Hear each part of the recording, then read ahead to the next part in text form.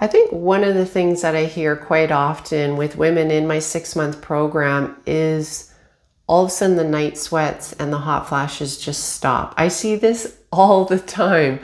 And I know this happens with women in the program. I think just it's so disbelievable to actually be able to prevent them and eliminate night sweats and hot flashes when we're told as women that these symptoms are just a normal part of perimenopause and menopause. They're not normal. They're just a sign that there's an imbalance in your body that's producing too much heat, and it's causing obviously the hot flash or the sweats at nighttime. I wanted to share in this video a few tips on how to reduce and to start eliminating night sweats. So the first thing that makes the biggest difference is having an early dinner. So what does this have to do with night sweats? If we go to bed with food undigested in our stomach, meaning that when we fall asleep, our body still has to work on digesting our food, it's going to create a sweaty environment. Toxins are going to come out. Digestion takes a lot of energy. It takes a lot of heat, and we want to finish this process at least 2 to 3 hours before we go to bed. Sorry, not finish the process. We want to finish eating at least 2 or 3 hours before we go to bed. So this allows this time frame, preferably 3 hours, to digest everything before we fall asleep. If we're going to bed with a full stomach of food, especially heavy, hard to digest food, it's going to be very normal to just have a sweaty night's sleep. So we definitely want to avoid that. The next thing that goes along with having an early dinner is to have a light dinner.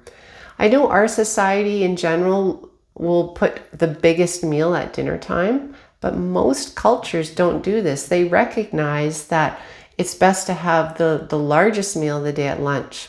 I know this is easier said than done, just given work and school and schedules and partner schedules. Most people think of dinner time as the main meal, whereas in Ayurveda and other cultures around the world, especially these blue zones, will eat their largest meal at lunch. This has made a big difference for me. I try when I can to have my biggest meal at lunchtime. That leaves many, many hours in the day to fully digest this heavier meal. Now, if I ate that same amount at lunch, at dinner, I know I would have a restless sleep. There's been times where I've gone out for dinner with friends and family and, indulged, and that's fine to indulge, but my sleep paid the price that night. And I knew it was going to, but that's okay. It's nice to go out for a meal at nighttime, at dinner time with friends and family. And it's normal for most people to have their biggest meal. But if you are someone suffering from night sweats, you're going to notice a big difference if you can have a light dinner. When I say light, it also means simple. So we want to have a simple dinner. We don't want to have all these different ingredients that are hard to digest together.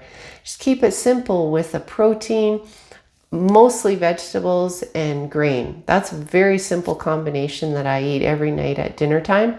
Really, really simple. I'm not putting a lot of sauces or lots of spices in my meal. It's just pretty simple food so that it's enough for me to feel full and satisfied, so that I can fall asleep, but not enough that it's heavy and weighing me down and having to go through this detox process while I sleep.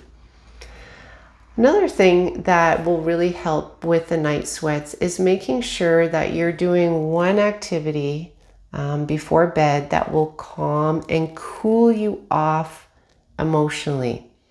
This is why I meditate every night before bed. Some nights I only have 5 minutes because I'm so tired and I can't wait to just fall asleep. And others, there's been nights where I've spent an hour in meditation.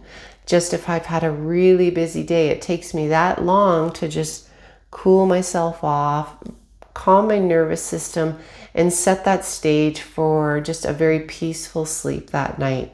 It really, really does help. If we try and go to sleep right away after a very stressful, heated day, our body hasn't time to process that, and it's going to come out in our sleep.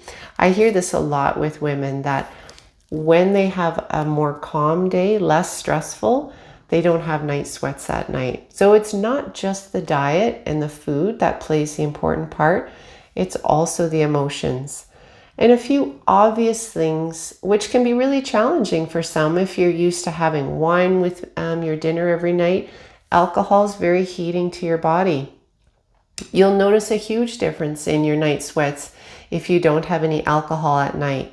And I know that's challenging for some, but it is one of the things that will make a big difference. If you can eliminate or cut back on any alcoholic drinks at night and avoiding anything spicy. That's another obvious one. We don't want to be having salsa and chili powder and lots of pepper on our meal because it will just come out through our sweat that night. So there's a few tips that will help get you started with reducing and hopefully eliminating night sweats for good.